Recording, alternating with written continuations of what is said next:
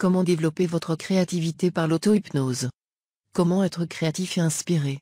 On croit que la créativité est un don naturel, un don du ciel, comme on dit, qu'il faut naître avec du talent, mieux encore du génie. Il est vrai que certains individus sont vraiment nantis de dispositions exceptionnelles. Mais plusieurs parmi ceux qu'on reconnaît comme de grands créateurs naturels ont surtout appris à développer leur créativité. Comment? Tout simplement en s'appuyant sur la force de leur subconscient, en puisant dans sa richesse inépuisable.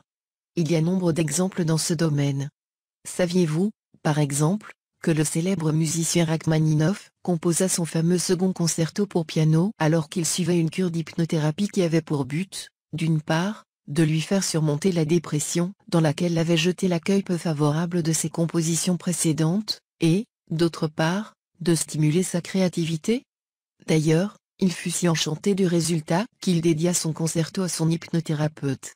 Le grand Léonard de Vinci lui-même, exemple idéal du génie universel, s'il en est un, utilisait pour ses travaux la puissance du subconscient.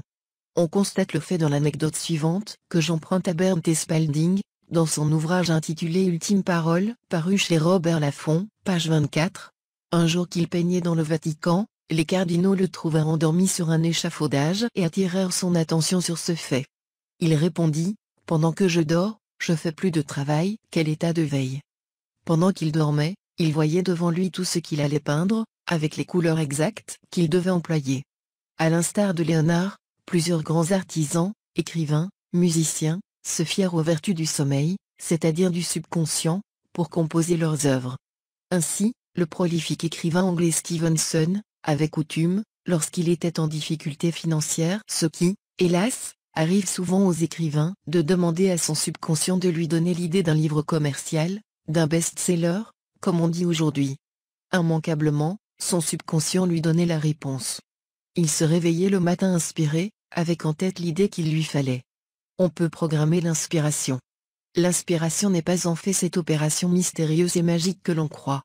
C'est plutôt un accès au subconscient, dépositaire des idées et des images nécessaires à toute création. Être inspiré est donc simple. Et à la portée de tout le monde. Chacun peut développer sa créativité. Évidemment, je n'affirme pas que vous deviendrez du jour au lendemain un nouveau Chopin ou un nouveau Picasso. Mais à coup sûr, vous allez développer les dispositions déjà existantes en vous. Vous serez plus créatif, non seulement dans votre travail, mais aussi dans vos passe-temps.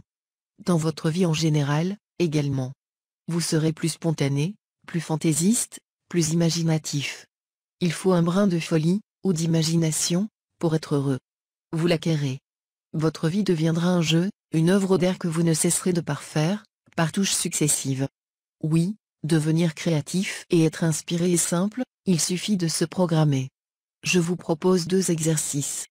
Première méthode, vous allez recourir au premier lorsque vous avez un problème spécifique, lorsque vous êtes par exemple à la recherche d'une idée pour régler un problème, ou une idée de projet pour partir en affaires ou développer une affaire existante, etc. Dialoguez avec votre subconscient. Demandez-lui la réponse. Mon subconscient m'aide à découvrir la solution que je cherche. Je trouve aisément la réponse. Quelle est la meilleure manière de faire telle chose? Deuxième méthode, elle est plus générale. Elle a pour but d'augmenter votre créativité. Formulation. Je suis de plus en plus créatif et inspiré dans tous les domaines de ma vie. Je trouve des idées en abondance et des solutions à tous mes problèmes car je puise dans la richesse inépuisable de mon subconscient. Soit dit en passant, le seul fait de pratiquer régulièrement la relaxation vous rendra plus créatif, car, en état alpha, on entre en contact avec son subconscient et ses trésors.